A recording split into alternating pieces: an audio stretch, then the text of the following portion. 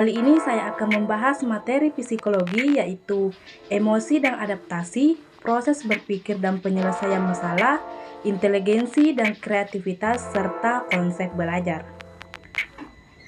Pengertian emosi ada tiga. Yang pertama yaitu perasaan inteks yang ditujukan kepada seseorang atau sesuatu. Dua, reaksi terhadap seseorang atau kejadian. Tiga, emosi dapat ditunjukkan ketika merasa senang mengenai sesuatu, marah kepada seseorang, ataupun takut terhadap sesuatu. Fungsi emosi ada tiga. Yang pertama, survival atau mempertahankan hidup.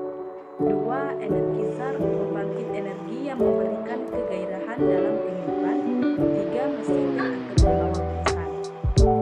Stres adalah reaksi seseorang baik secara jasmani ataupun secara kejiwaan atau perilaku apabila ada tuntutan dalam hidup. Stres dapat timbul karena terjadi perubahan yaitu di dalam rumah tangga, pekerjaan, tanggung jawab, kesehatan, keuangan, dan hubungan dengan lingkungan. Ada beberapa cara untuk mengatasi stres dan mencapai jiwa yang sehat. Yang pertama, menjaga kesehatan. Dua, merencanakan masa depan dengan lebih baik. Tiga, menghindari membuat keputusan sekaligus. Empat, berpikir positif. Lima, membicarakan masalah dengan seseorang yang dapat dipercaya. Enam, meningkatkan iman dan takwa. Adapun pengertian adaptasi yaitu merupakan respon individu terhadap sesuatu perubahan yang ada di lingkungan juga dapat mempengaruhi kebutuhan tersebut. Secara umum, tujuan adaptasi adalah agar individu mampu menghadapi tuntutan kepada secara sadar, realistik, objektif, dan rasional. Proses berpikir dan pemecahan masalah ada macam-macam berpikir. Yang pertama, berpikir asosiatif. Proses berpikir untuk merangsang timbulnya ide yang lain dari suatu ide.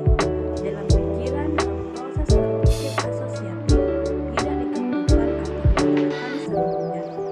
Ide-ide tersebut timbul secara bebas. Dua, berpikir terarah. Proses berpikir yang sudah ditentukan sebelumnya dan diarahkan kepada sesuatu atau biasanya kepada pemecahan masalah. Pemecahan masalah adalah suatu usaha yang dilakukan seseorang untuk menyelesaikan masalah dengan menggunakan pengetahuan, keterampilan, pemahaman yang telah dimilikinya. Adapun strategi pemecahan masalah. Yang pertama, strategi menyeluruh, yaitu persoalan yang dipandang sebagai suatu keseluruhan dan dicoba dipecahkan dalam rangka keseluruhan. Dua, strategi idealistik, yaitu persoalan dibagi-bagi dalam bagian-bagian dan dicoba dipecahkan bagian demi bagian. Pada proses pemecahan masalah, kadang ditemukan kesalahan. Hal tersebut disebabkan oleh tiga faktor. Yang pertama, cara pemecahan masalah yang berhasil cenderung dipertahankan pada persoalan berikutnya. Padahal, belum tentu persoalan tersebut dapat dipecahkan dengan cara yang sama. Yang kedua, sempitnya pandangan dalam memecahkan masalah seseorang hanya melihat ke satu jalan keluar saja. Yang ketiga, faktor lainnya seperti motivasi, kepercayaan dan sikap, serta kebiasaan dan emosi. Inteligensi dan kreativitas. Kata inteligensi berasal dari bahasa Inggris yaitu intelligence, yang artinya menghubungkan satu sama lain. Pengukuran inteligensi atau IQ merupakan pembandingan individu yang teks dengan norma tertentu. Cara mengetahui IQ seseorang adalah dengan membandingkan antara umur kalender atau chronological age, yaitu rumusnya adalah IQ NA per CA kali 1000. MA mental age diperoleh dari hasil teks inteligensia. CA atau chronological age diperoleh dari menghubungkan umur berdasarkan tanggal kelahiran.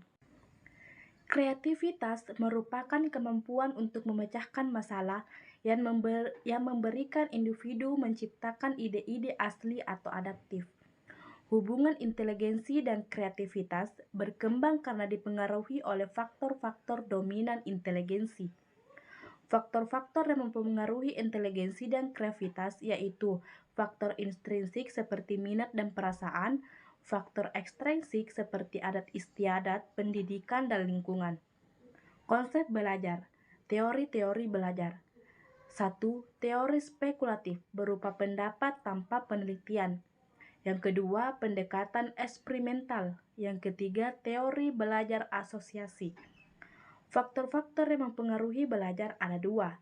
Satu, faktor internal, yaitu kondisi umum jasmani dan tonus atau tegangan otot yang menandai tingkat kebugaran organ-organ. Tiga, faktor eksternal, yaitu meliputi dua lingkungan. Yang pertama, lingkungan sosial seperti pengajar, staf, dan teman kelas. Dua, lingkungan non-sosial seperti gedung, sekolah, dan tempat tinggal.